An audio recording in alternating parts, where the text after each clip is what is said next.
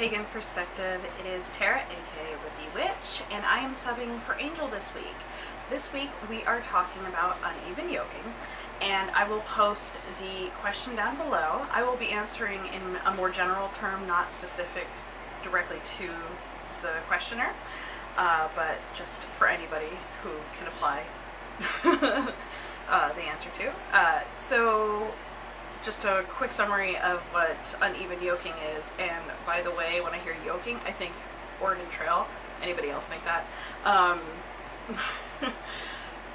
Uneven yoking is when a couple is basically coming from two different religions and it is causing some kind of conflict within the relationship that is making it harder to progress the relationship, be it to marriage or having kids.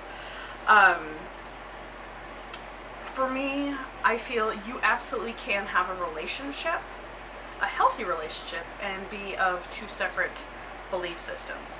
Or, as with me and my husband, who he is an atheist and I am pagan, those are clearly two different spiritual paths or non-spiritual paths, and we respect each other.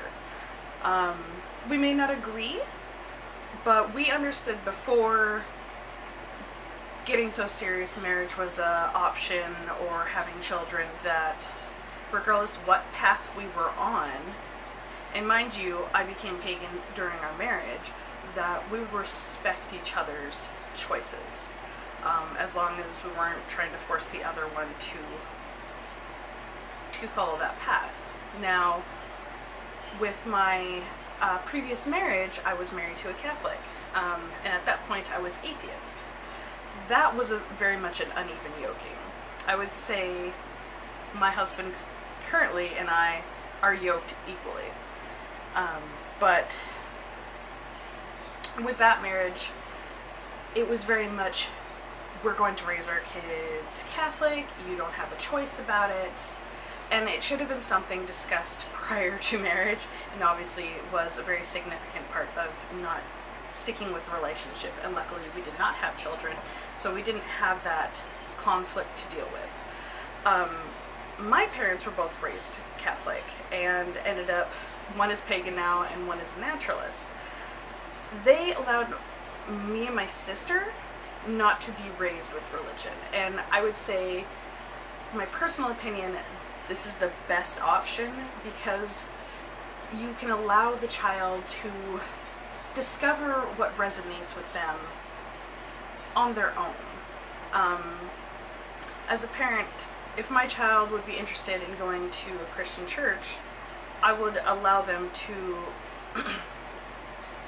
go there and learn about it, but caution that hold any opinions out until you educate yourself pretty sufficiently about the path. But I would never say, no, you shouldn't be Christian or Muslim or Buddhist or pagan or atheist. It is an individual choice and it should be respected. And in a relationship, spirituality is a big deal breaker for many if they are not part of the same spiritual path, or if they don't respect each other's path, if they are not on the same path. I would definitely suggest that, as I think a few of the other collabors mentioned, it is a red flag, and you may want to question, is this something you are willing to pursue or adapt to, or if they're willing to adapt to you. But in essence, how it sounded is that he was giving her an ultimatum. And when ultimatums are given towards spirituality or children, for me, that would be an absolute deal breaker. Freedom of religion, or to choose whatever spiritual path you are on, is so important to so many people. Even atheists who choose not to believe in anything, they have that right. And I feel that when someone gets into a relationship, religion and very strong topics that could cause conflict in a relationship should be discussed very early on.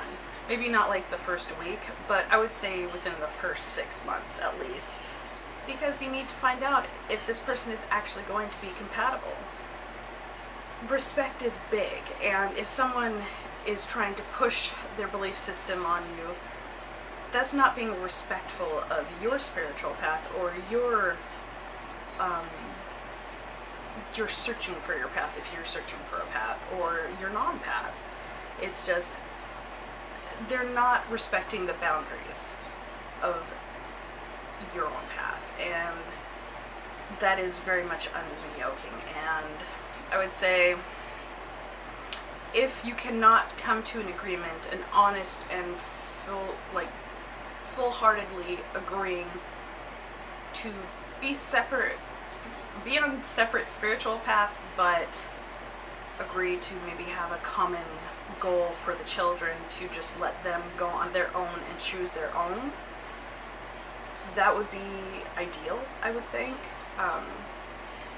But if you can't get to that point, it's going to cause conflict, and a lot of people get divorced because, though their love is very strong, maybe their spiritual paths that are so different, it's not something a lot of people are willing to give a lot.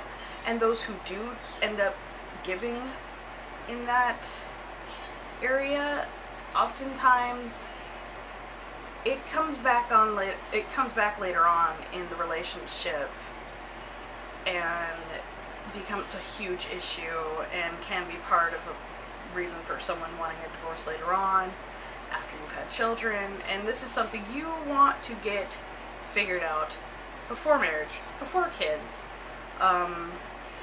ideally before love even comes into it, so your emotions on that aren't skewing like, oh, I think I can deal with this, but in reality, logically, it'll end up being a deal breaker.